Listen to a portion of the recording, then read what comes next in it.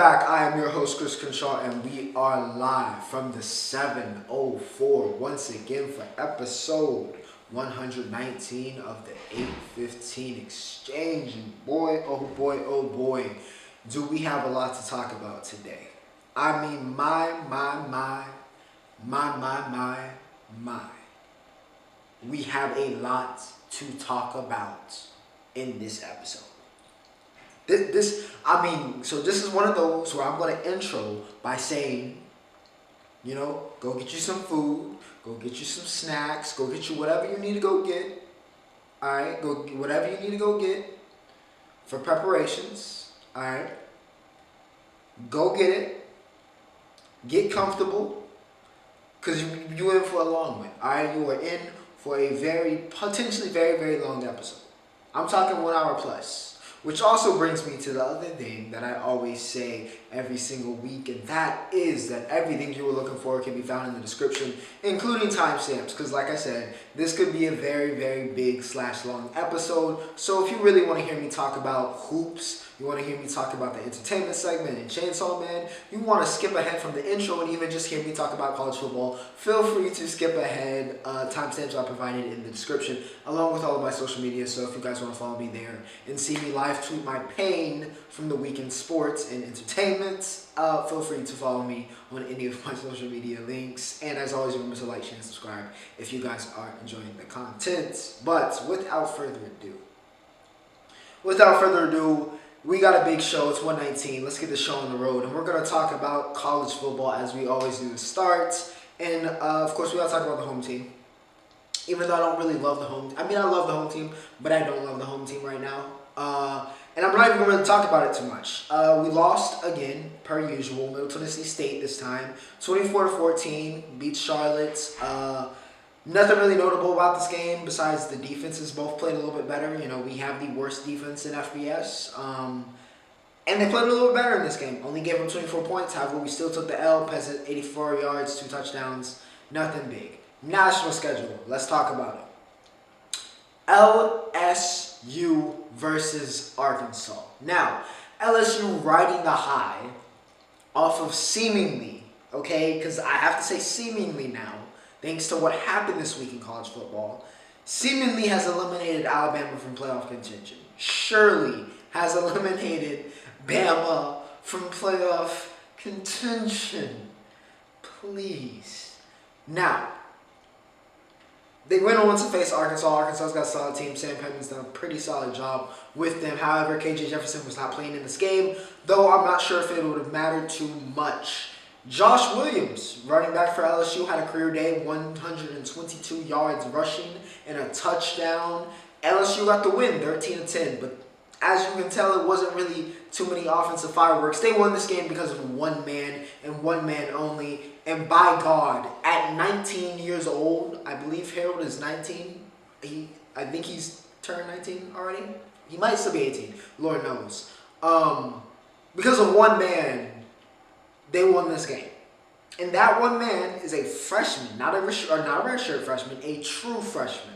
That one man was the number 1 linebacker in the country coming out of high school last year. He was once upon a time committed to Texas A&M because we're just dunking on Texas A&M. They lost to Auburn, by the way, this week. Shout out to Coach Caddy. One man.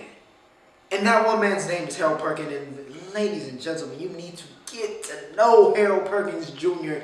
because he might quite possibly be the best linebacker / defensive player in the country already. And that includes Mr. Will Anderson. Perkins is an anomaly, okay? I don't know if I have seen maybe a handful of defensive performances as good as the one Harold Perkins had in this game. This even overshadows the JTT game from a couple weeks back from Ohio State, okay? 8 tackles, 4 sacks, including the game-winning strip sack, 2 forced fumbles, including that strip sack. I mean, just an absurd. A pass deflection as well. An absurd game from Harold Perkins. He took this game over. It was looking like Von Miller rushing the passer. I mean, he had the pursuit, sideline to sideline. He covered. He did everything in this game. He did everything in this game. This was the Harold Perkins game. He was already breaking out before this, but he is a name you need to know if you follow college football at this point. Harold Perkins, possibly the number 1 player in 2025. He still has 2 more years. Outrageous. More pain for Texas A&M, but LSU has a stud. Notre Dame takes out Navy. Classic Notre Dame. Classic Notre Dame. Fresh off the high of knocking off Clemson last week. Of course, they went to the wire with Navy of all teams. Notre Dame, however, got the win 35-32 because Drew Pine played out of his mind. No pun intended. 17 for 21, 269, and 4 touchdowns. The man had as many incompletions as passing touchdowns in this game. Outrageous game for him. Fofana, 133 and a touchdown. 5 sacks for Navy. But again, wasn't enough for Fofana and co. Lindsey with an insane catch, by the way, in this game. Caught it behind the defender. It was outrageous. If it wasn't for Justin Jefferson, that may have been catch of the week. But yeah, insanely tight game. But you know what? It was kind of expected that Notre Dame naturally would fall back into it. But you know what? Another win. Marcus Freeman, since becoming Catholic, has turned the wagon around. A team that hasn't turned the wagon around is Kentucky, as they lost to... Vanderbilt. They lost to Vanderbilt. Okay, so someone please take the time out of their day to explain to me why Will Levis is not just a first rounder, not just a top 15 pick, not just a top 10 pick, a top 5 pick. Someone please explain to me the Will Levis hype. Because I have not seen it. Haven't seen it. Davis, 129 and a touchdown. Shepard with the go-ahead for Vandy. Chris Rodriguez looked great. 162 and 2 touchdowns. But Will Levis was simply put, garbage. Garbage. Now, maybe he didn't have the best, but he was still garbage, okay? Josh Allen is an anomaly. He is not the standard. Not every 6 foot whatever, 200 whatever quarterback with a solid arm and some athleticism is going to be able to be molded into a superstar. Will Levis is going to get somebody fired in this coming draft because somebody's going to think, oh, I can turn him into Josh. He is not Josh Allen. He doesn't have Josh Allen's arm talent. He doesn't have Josh Allen's athleticism. He's even smaller than Josh Allen. Not that that really matters. He's not Josh Allen. Get it out of your head before you get fired. Will Levis is not that guy. But shout out to Vandy. I think they're bowl eligible, by the way, for the first time in quite a long time, where they're about to be, contending for bowl eligibility. So shout out to them. Oh yeah, one more thing to dunk on Texas A&M. They are the first team in the SEC to not be bowl eligible. So congrats. We're just dunking on Texas A&M the whole time. All right, Bama takes out Ole Miss because Ole Miss and Lane Kiffin just forgot how to play offense and give the ball to their stud freshman running back to end the drive. But you know what? Nonetheless, Bama gets the win. They get it back. Bryce Young is QB1. 209, 3 touchdowns for Bryce. Brian Young, by the way, on the defensive side of the ball, stepped up big time. 11 tackles, 2 sacks. Dallas Turner thinks he's Will Anderson. You are a solid player. You are not Will Anderson. Get that out of your brain. I don't know why you act... he's one of the dirtiest players in the league. One of the dirtiest players, not just in the SEC actually, but just in the country. It's a recurring theme. He is not who he thinks he is, but he thinks he's just, I don't know. Confidence is poison in his way. Judkins, fantastic in this game, 135, 2 touchdowns. Heath, 6 receptions, 123. But like I said, Judkins gets him down there, and then they throw the ball 4 straight times. If he's tired, call timeout. Take him out. Put Evans in. Do something different besides what you did. Should have been a winnable game for the Rebels, but nonetheless, Bama escapes. Boston College upsets NC State. NC State. Classic NC State. What more can we say? Griffin with the go-ahead in this game. Moorhead, 330 yards, 3 touchdowns, 2 picks. But it was enough because Zay Flowers, boy, oh boy, oh boy. Zay Flowers, I feel like he's been playing for Boston College forever and has been playing at a high level forever. I think he might be an underrated draft prospect coming in the spring. 7 receptions, 130, and 2 touchdowns for Zay. And Boston College gets the 1-point win against State. Stuns them at Carter Finley as well. UCF takes out Tulane in one of the 2 ranked games. Well, 2 or 3 ranked games between the 2 ranked teams. 3? It was 3. Yeah, I think it was 3. Bama, Ole Miss, this game, and the one we're going to talk about in 2 games. Actually, no, 4, because we got the game after this too. But anyways, UCF takes out Tulane. A lot of people wanted Tulane to get College Game Day. Well, maybe it was good that you didn't, because even without Mr. Mikey King, with John Rice Plumlee back at center, UCF still came to play, and perhaps they're just a good team. Maybe UCF is just a good team. But JRP went off in this game. 308 yards, the man can run. 176 yards rushing from a quarterback is ridiculous. 3 touchdowns as well for JRP. Pratt had 236 and 3, but it was not enough. It was not enough, and UCF, the Knights, take out Tulane, regain control of the conference. Washington and Oregon. My personal game of the week in college football. My personal game of the week. Once again, we can't give it overall game of the week because something that the Vikings did. Reoccurring thing you're going to see today. But my college football game of the week was absolutely positively Washington versus Oregon. Washington wins a nail-biter. A ultra close game. 37-34. Michael Penix. The highs and the lows. 408 yards, 2 touchdowns, and 1 pick for Penix. He went from moments of absolute brilliance, looking like, my goodness, this dude is a star, to what are you doing, Mike? I literally screamed out in my room, what are you doing, Mike, when he threw that interception in the red zone? Because I was like, what is this dude doing? But then he comes back and he'll make some improbable play. That is the story with Michael Penix. Even when he was at Indiana, that's how it was. But yeah, Penix, what more can we say about him, man? What a pickup for Washington.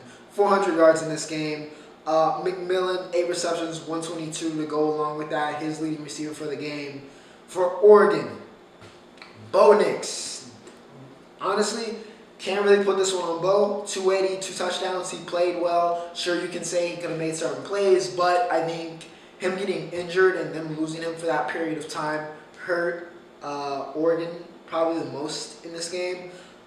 Irving, 178 yards, but he choked when it mattered. He choked on that drive when Nix was injured and Thompson had to come in. He choked on that drive. 2 drops, and then he followed that up with slipping, which not completely his fault, but slipping on 4th down gives Washington the ball back so they can ride down and get the points needed to win the game. Whittington also had 108 and 1 touchdown. Troy Franklin had 5 receptions, 139 and a touchdown, but it was not enough. An electrifying game. Pac-12 after dark delivers again in prime time. Washington takes down the Oregon Ducks, and once again the Pac-12. Oh wait, you know what we'll leave that to the last game, right? We'll get to that. TCU and Texas. A lot of people thought TCU was finally going to get knocked down from the unbeatens. They thought Texas was back. And we should have learned by now that we should never just assume that Texas is back. Their defense might be back, but the offense is not fully functioning yet. But the TCU defense most definitely is. As they get the win, they grind out a win. A win that demands respect, by the way, in DKR, 17-10. One of the most impressive displays I've seen from TCU. And it's not a game where Max Duggan, even though Keandre Miller still went for 138 and a touchdown, he still went off. By the way, my opinion, probably should be a Doak Walker finalist, potentially.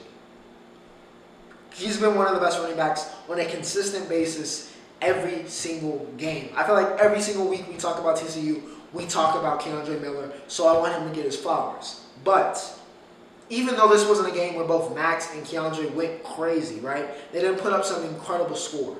They went down and played Quinn Ewers, Bijan Robinson, and Xavier Worthy and neutralized all 3 of them. We're all in Worthy's pocket. Bajan couldn't go anywhere, couldn't get going. Quinn Ewers, by the way, under 50% since he's come back in terms of passing attempts. His completion percentage is under 50%. Not playing like that perfect quarterback that he was expected to be.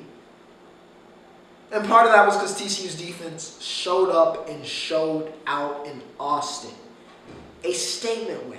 A statement win from TCU that I think demands them to earn, and they've earned some more respect, I think, from the committee. Put some respect on TCU's name. They get the win versus Texas and win the state championship virtually. UNC takes out Wake Forest in another thrilling game. Wake Forest, just, if the defense shows up for one possession, they win this game.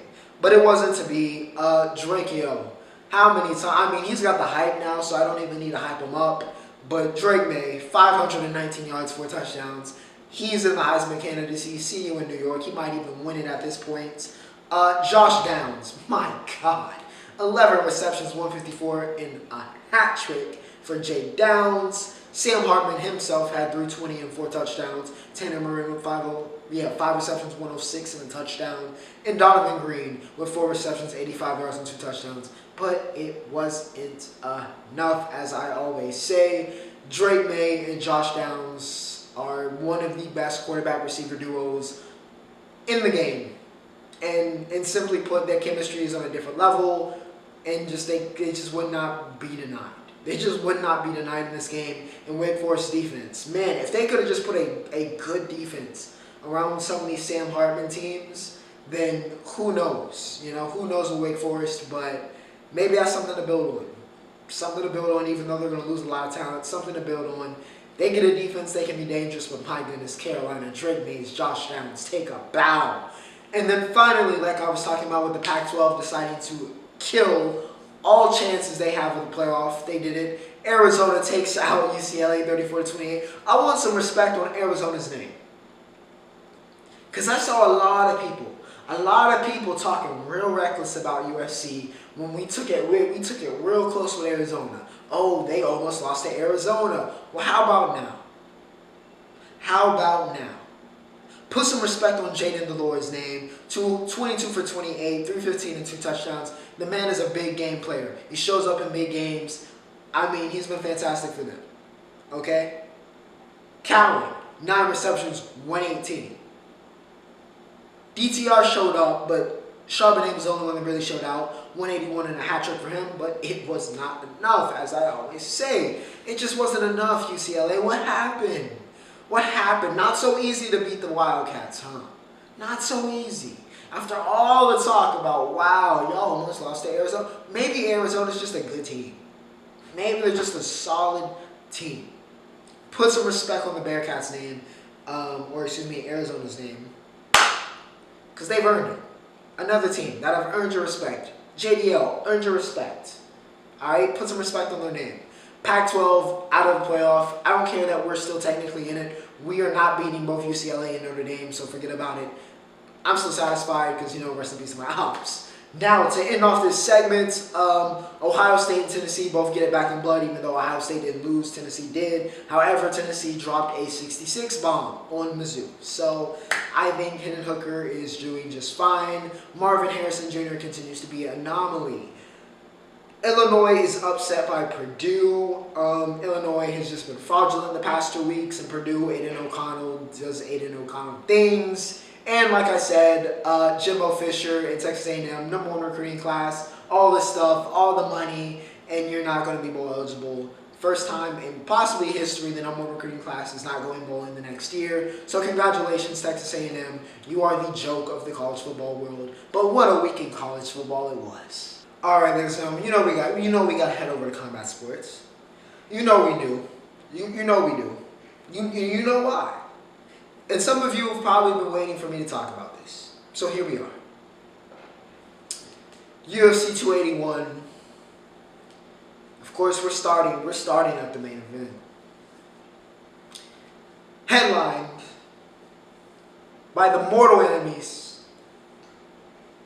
One of the great kickboxing, one of the most notorious kickboxing rivalries, and now it's come over to mixed martial arts between Alex Poatan Pereira and Israel the Last Stylebender Adesanya. Alex and Izzy. Now, Israel Adesanya heading into, by the way, a much more competitive fight. Well, I'm going to be honest, even though I came on here last episode, 118, I was like, yeah, I think Izzy wins it by decision. I had that creeping feeling where if I had actually done the TikTok, I would have picked Alex to win because I just had a feeling. I just had one of those feelings, that instinctual feeling that is always right, that Alex was going to somehow win this fight. But going into the 5th round, the last round, Israel Adesanya was actually up on every single scorecard. I personally had it 3-1. Yeah, 3-1. Oh my goodness. And all Izzy had to do was circle the cage. Get on the bike like he always does. We've seen him do it countless times. Use his movement. And he would have avenged all of those losses. All of the talk, it would have been gone. But no, I don't know. He said it was because of the leg kicks from Pereira, which is funny because it's a tactic that a lot of people thought Izzy was going to use to neutralize Pereira, but in turn, Alex used it on Izzy and it worked. Izzy backed up against the cage and got hit with a swarm, and it's arguable whether it should have been stopped or not, whether Izzy should have been allowed to get on his shield. But he didn't go to sleep, but Pereira TKOs him with the left hand of God. Or the left hook of God, should I say. Either way, Izzy just, my God. All you had to do, my brother, all you had to do was get on your bike and you would have won. The fight was won. In fact, if there had been 30 more seconds, probably even less than that, 10 more seconds in the first round, the fight would have been over because he would have knocked Alex Pereira out in round 1. But unfortunately, the fight game is a cruel, cruel, cruel mistress. And it has been a cruel, cruel mistress for Israel Adesanya every time he seems to fight Alex Pereira. For whatever reason, he just cannot beat Alex Pereira. Whether it's winning the fight the entire time and getting flash KO'd, whether it's losing a controversial decision, whether it's winning the fight again in a different medium the entire fight, and then getting flash TKO'd, just no matter what, something always happens to stop him from winning. He has won probably almost 90% of the fight time against this man, and he has lost to him 3 times. It doesn't make any sense, but that is the fight game. Alex Pereira is the new middleweight champion, though there's a major problem in the fact that he has absolutely no ground game. So unless he hits you, which there still is a very good chance that he hits you with that left hook of God, because not everybody's the same caliber of striker that Israel Adesanya is, obviously, he can still put your lights out. However, if Robert Whittaker, Derek Brunson, Marvin Vettori, God forbid, Khamzat gets this man on the ground, they are going to rip one of his limbs off. Respectfully.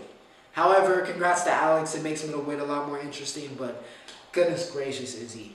Whaley gets rid of Carla as expected. We kind of all saw this coming. Not a surprise. I said it was going to happen last week. I literally said word for word he was going to finish Carla. I think even Carla kind of knew this was going to happen, but Zhang Whaley gets her title back. She subs Carla in round 2. Michael Chandler and Dustin Poirier. As expected, like I said again last week, I guess my predictions were on point, alright?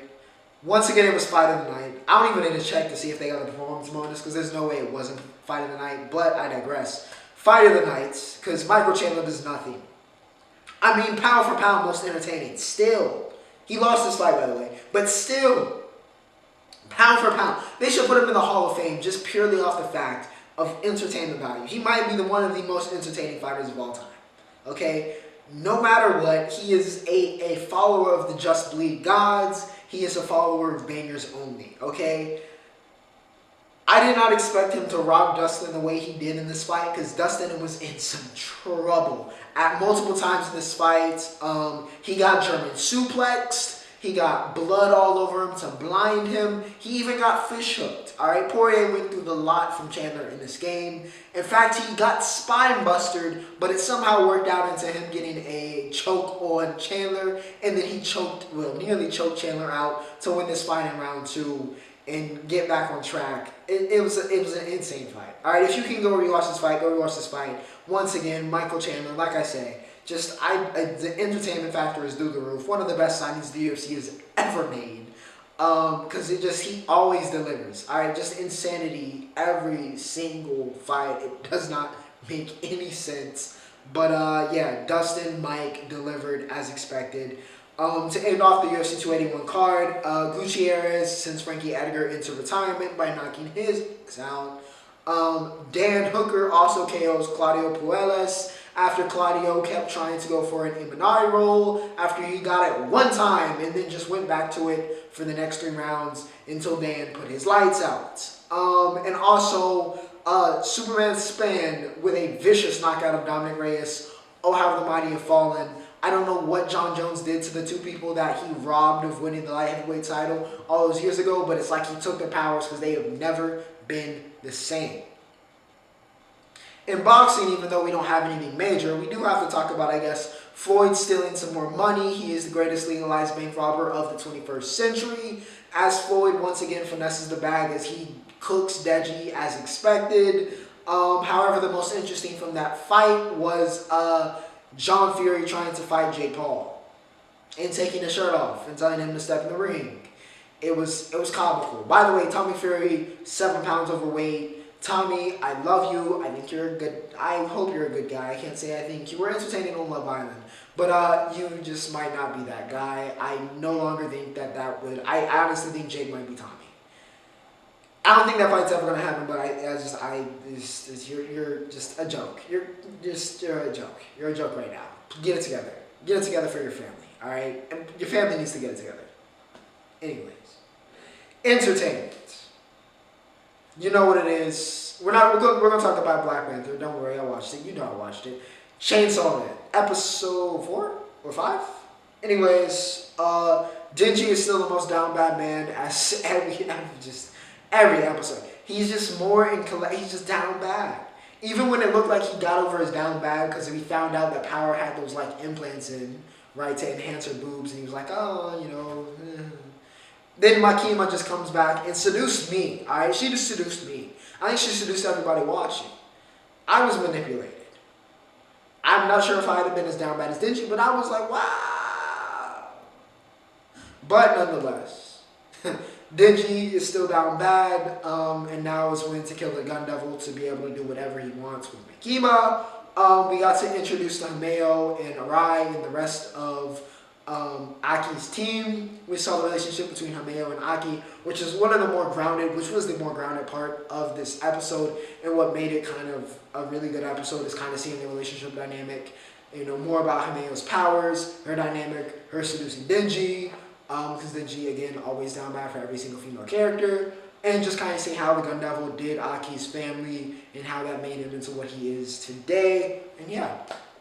Another really, really good episode. Impressed by this anime. Been a fantastic watch. I also watched Reacher on Amazon Prime. Came out in February this year. Very, very good. I loved Reacher and Roscoe's relationship. Loved Reacher and Finley's relationship. It was a compelling story. And yeah.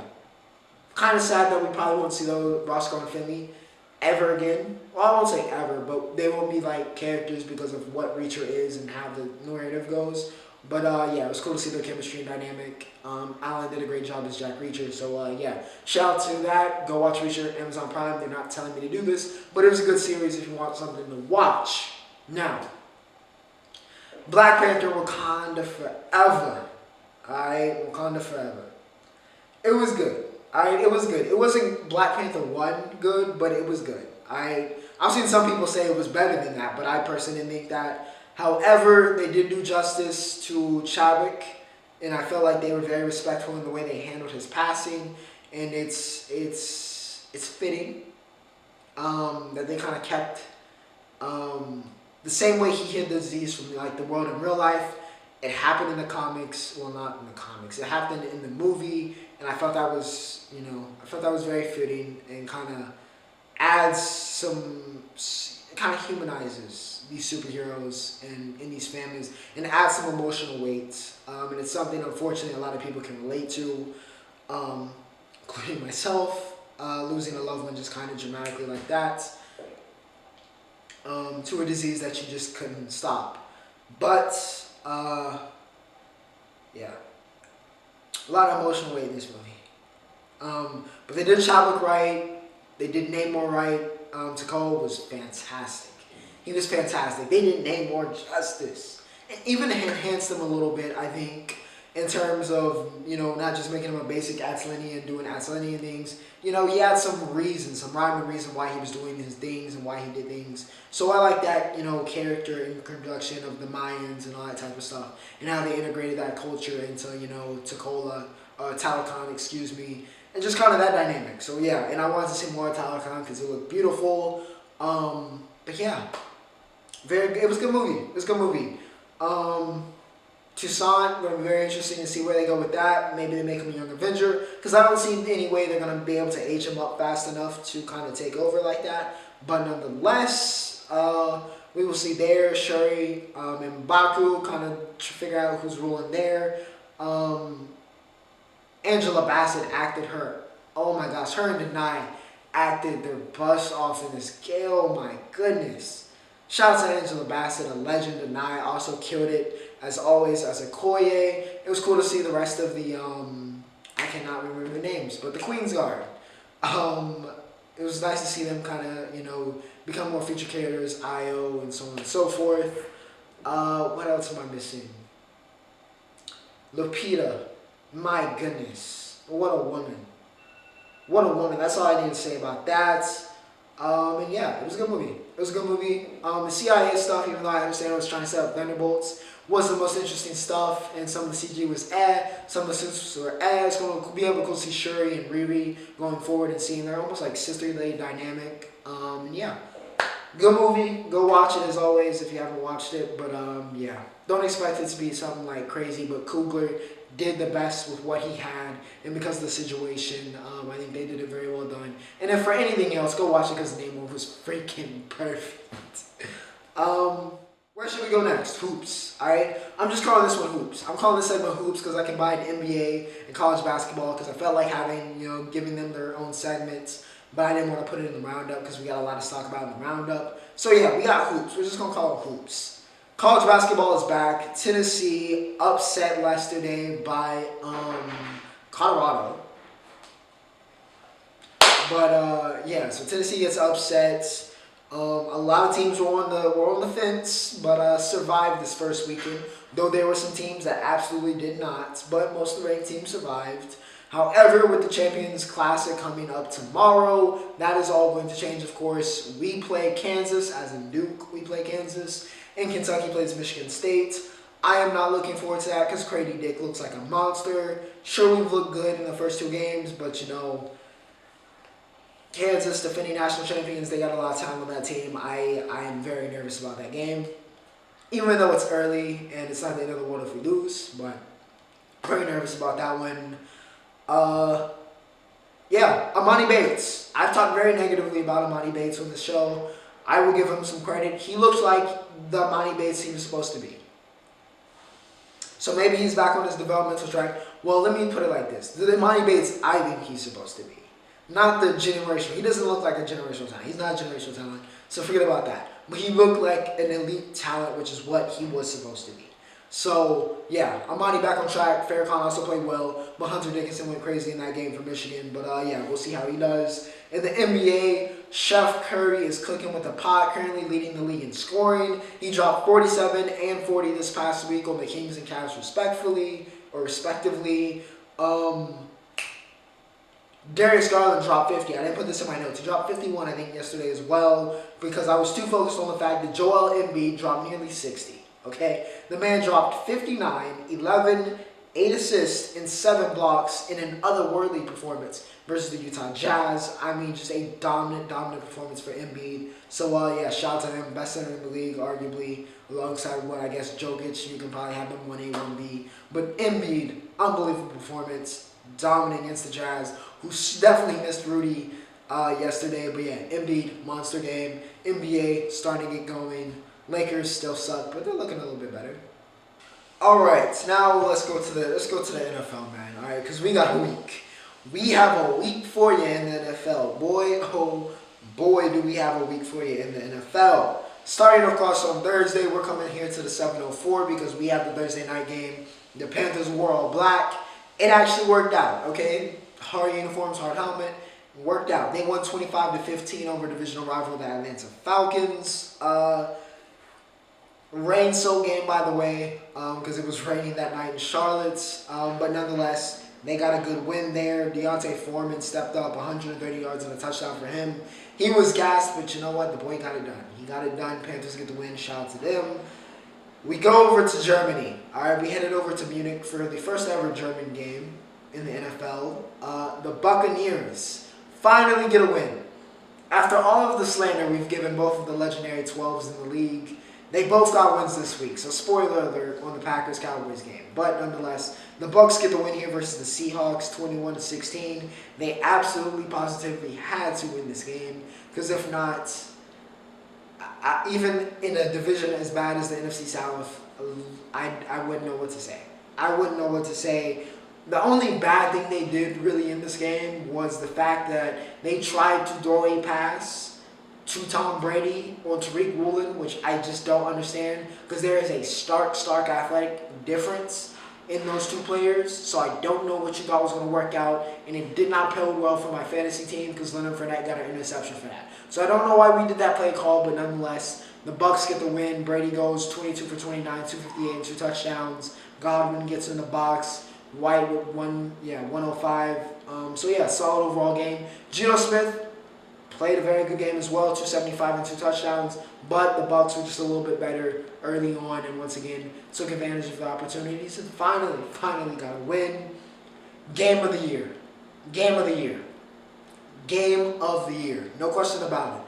The Minnesota Vikings take out the Buffalo Bills in overtime, 33-30. Game of the year. You know, if I've said that 5 times since I opened up this particular segment for this game.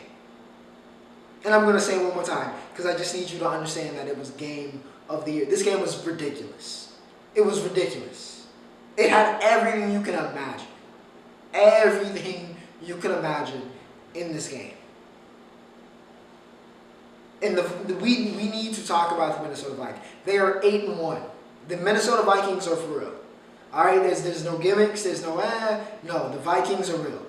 All right, I'm gonna just say it. The Vikings are real, and we need to slow down on the Josh Allen MVP, the Josh Allen, you know, all the Buffalo Bills Super Bowl favorite. We gotta chill on that now. All right, we gotta chill on that now, cause you know, even though Allen's playing hurt, he has not been that same guy. 330 yards passing and 84 yards rushing, but over 400 yards total. But the turnovers killed him. He also is the first man to 10 picks this year in the NFL. So fun fact for Josh Allen fans. 2 picks in this game and a costly one at the end to end the game as Patrick Peterson put the game to rest by picking him off in the end zone. Yeah, in the end zone. Kind of like a last chance. Not so much a Hail Mary, but, you know, last chance kind of, you know, let me see if I can try something. But nonetheless, Josh Allen didn't get it done. Kirk Cousins also had a very similar stat line, to be completely honest. But 357 yards for Cousins. Dalvin Cook, 119 yards and a touchdown. Most of that was on that 81-yard bomb. He went down, by the way, underrated speed for Dalvin Cook. I know he only ran a 4 whatever at the combine, but game speed also matters, and Dalvin Cook has game speed. You better believe it. Justin Jefferson had one of the greatest catches in the history of the sport. Alright, in the history of the sport. Hopefully that's the picture I was able to choose if I was able to find an image for it, because it was one of the greatest catches in the history of the sport. I do not know how he made that catch. It must be an LSU thing. One-handed, defender's hands on the ball also, but his hand was somehow strong enough to pull it down. He somehow was able to contort his body in the way he falls, in which the ball does not hit the ground, and he's able to possess it. Outrageous catch. On 4th and whatever as well. One of the best catches you will ever see. You will ever see. And we need to have a conversation about Justin Jefferson quite possibly being the best receiver in football. End of conversation. Well, not end of conversation, but period. He's him. He's him. Stephon Diggs, by the way, the man who said that it was him, 12 receptions, 128. So Diggs showed out too, but Justin Jefferson, ridiculous catch. This game, once again, was, insanity. Pure insanity. Turnovers, long runs, insane catches, overtime, interceptions, everything. All right, it had everything. Game of the year. I can't put it into words. Insane game. Congrats to the Vikings. Y'all are real. The Chicago Bears, despite Justin Fields' best efforts, find a way to lose. This time to the Detroit Lions, 31-30. Jared Goff, 19 for 26, 236 and a touchdown. But like I said, Justin Fields masterclass yet again. 167 yards passing, 147 rushing. Another 40 bomb in fantasy for Justin Fields. He might be a league winner. 4 touchdowns total. He's turned that corner. Simply put, Fields has turned that corner, and he's looking like the franchise quarterback we all thought he would be. Unfortunately, the rest of his team is not quite caught up to him, as the Detroit Lions win the game with 2 minutes and 21 seconds and then just could not get it done at the end. He gets sacked after evading about 5 people. His offensive line let him down on that possession. But Amon-Ra St. Brown also came back alive in this game, 10 receptions, 119. But the Lions won a very, very good game versus the Bears. Justin Fields, however, is him. The Denver Broncos, lose to the Tennessee Titans 17-10 after leading this game 10-0 very early on. Nick Westbrook-Akine, career day, 5 receptions, 119 and 2 touchdowns. He couldn't be stopped. He just could not be stopped. Should have put PST on him more because just could not be stopped. But Westbrook-Akine goes off. Derrick Henry had a pedestrian game, but like I said, Tannehill and Westbrook-Akine were on a different type of chemistry in this game, and it worked out big time for the Titans as they get the win 17-10. And the Denver Broncos regress back to the mean. But, back to the mean. Had a little bit of hope these past couple weeks, but you know what? Back to where you are. All right, back to the medium. The Jaguars and the Chiefs faced off, and the Chiefs won as expected, 27-17. No real surprises there. Trevor Lawrence actually played solid. 259, 2 touchdowns. Can't really put this one on him. I think the lack of run game probably hurt the Jaguars more than anything. And the fact that y'all were playing the Chiefs. Y'all weren't going to win anyway. Pat Mahomes takes firm control of the MVP race, in my opinion. 331, 4 touchdowns for him. Kelsey does Kelsey things. I can't believe I'm saying this, but Christian Kirk even did Christian Kirk things for the Jags. 9 receptions, 105 and 2 touchdowns. But the Chiefs get it done. Juju Smith-Schuster prayers up because he got knocked out in this game. Sent into the fencing response. So prayers to Juju. Hopefully that concussion isn't too severe. But Chiefs handle business versus the Jags. The Dolphins crush the Browns 39-17. Tua's back. I said it last week, but boy, oh boy, is it true. 25 for 32, 285 and 3 touchdowns for Tua. If they sit him for that game, who knows where the Dolphins are? They might even be better than 7-3 right now. Who knows where they could have been if they had just sat Tua that game? Could have been a world of difference because he has been a superstar this year. Jeff Wilson, by the way, 119 and a touchdown in this game. 3 different players catch a touchdown for the Dolphins. They get 3 sacks on Jacoby Brissett. Brissett didn't play awful as well, but Tua just cannot be stopped. Simply put, just cannot be stopped right now. He's on a different level. The Giants take out the Texans 24-16. Darius Slayton with that, 54-yarder. I don't know who that was on the Texans that misplayed that angle, but boy, oh boy, did they pay for that. And that ended up costing them the game ultimately, despite them trading field goals with 2 minutes to go at the end of this game, which was kind of funny, them going back and forth with that. But, it just wasn't enough. The Texans run out of time, and the Giants moved to 7-2, so not bad, New York, not bad. The Steelers take out the Saints 20-10. Kenny Pickett, I think, gets his first win, so shout out to Kenny. He was solid in this game, nothing too crazy. Nobody was really, game wasn't really, too special, to be completely honest. Steelers, defense showed up big time, got it done. TJ Watt returned. Yeah, Steelers get the win. The Raiders are so bad. The Raiders are, it's comedic. It's comedic. It is comedic how the Las Vegas Raiders continue to find ways to lose. Just continue to find new ways to lose. The defense sucks. The offense sucks. Just everything sucks.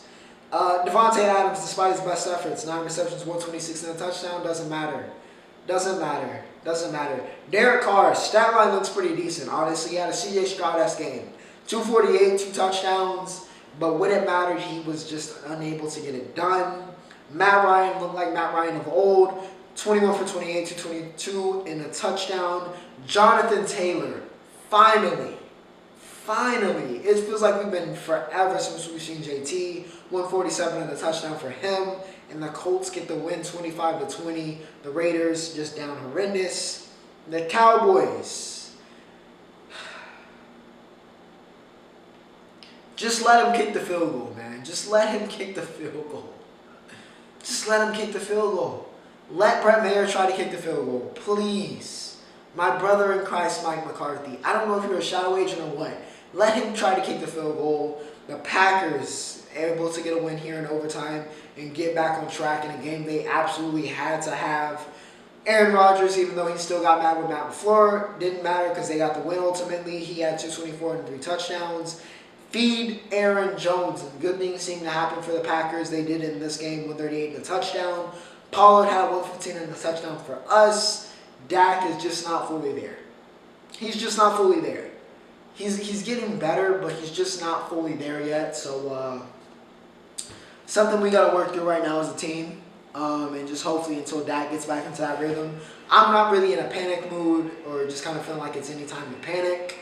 Packers at home are always going to be a tough game, especially for us in our history with them. But, hopefully Dak gets it together sooner than later. CeeDee Lamb, 11 receptions, 115 and 2 touchdowns for CD.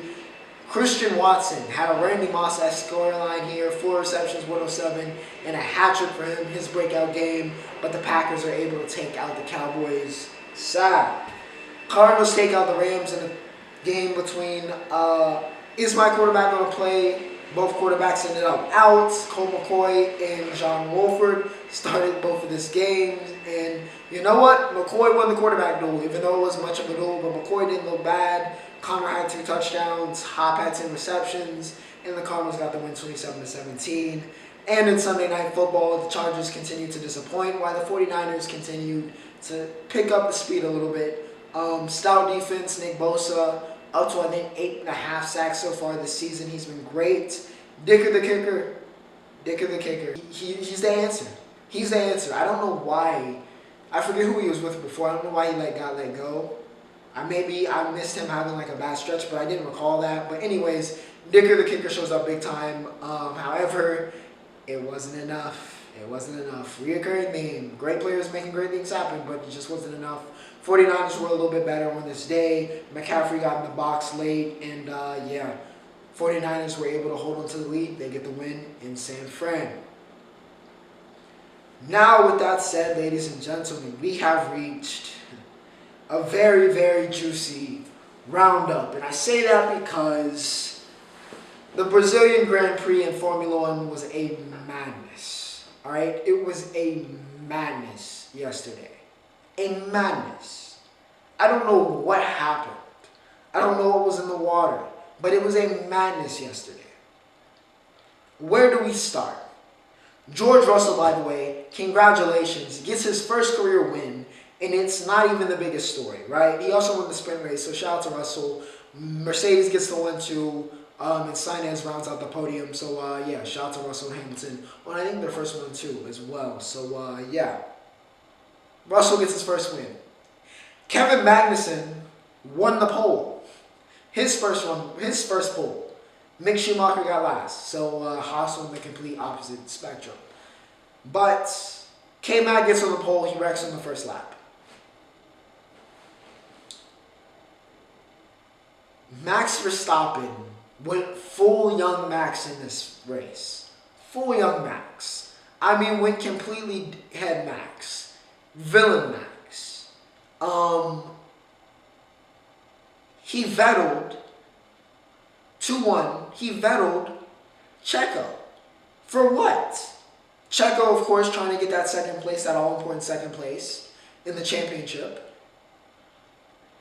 All Max had to do, who's won the championship, P6 means nothing to him, but he did not want to give it up for Checo for whatever reason. Said he had his reasons, so Red Bull has this big controversy. Now there's some report from somebody in Max's camp saying that Checo intentionally crashed to mess up something for Max or to win the race in Monaco this past summer. It's just this big ordeal. It's just a mess, all right? It is simply put, it is a mess right now at Red Bull. I don't know why Max was on demon time. He also ran into Lewis, got penalized for that, even though Lewis, of course, it worked out, took no damage. Max was the only one that took damage. A mess there. Lando Norris's birthday was yesterday. Charles Leclerc is one of his great friends. However, they might not be on great terms right now because he taught him I'm not going to say that word, what he called him, but yeah. Because Lando and Charles collided, and Charles took damage, and Lando was out of the race eventually. It was a mess, alright? An entertaining mess, but a mess. An absolute mess. But an entertaining race. Maybe every single race should be in Brazil, because it was fantastic entertainment. However, I thought we were going to have a Royal Rumble type incident on the paddock at the end of that race, because it was just madness. Congratulations to George. Even though nobody cares, congratulations to George on your first Grand Prix win, but just a madness in Brazil. Alejandro Garnacho is going ballistic. The star boy, as expected, delivers for Manchester United. He's come up and been fantastic. Scored in Europa, then had to assist, including a ridiculous assist to McTominay. And then yesterday against Fulham, he gets the game winner. Garnacho looking like he's one of them ones. I've been following him for pretty much a year now, and I thought he was going to be one of them ones, so I'm not really surprised. But yeah, Alejandro looking like the future 7 at Manchester United because his idol looks like he's on his way out. Ronaldo with a huge interview. I didn't read it all, but it looks like that needs to go their separate ways because he is clearly not happy there, and you know Ronaldo is going to cause problems. If he does absolutely nothing, he will cause a problem if he is unhappy. But Garnacho on fire for Manchester United. The World Cup is next week. Need I say any more? The World Cup is next week. We will be talking about it here for episode 119. Yeah, because I think the first game happened before, so anyways, yeah. See you next week. World Cup. That is it from an insanely packed episode 119. I hope you guys enjoyed. I think it was a pretty good episode if I say so myself. But without further ado, ladies and gentlemen, because I have to go edit without a mouse, Ocho signing off.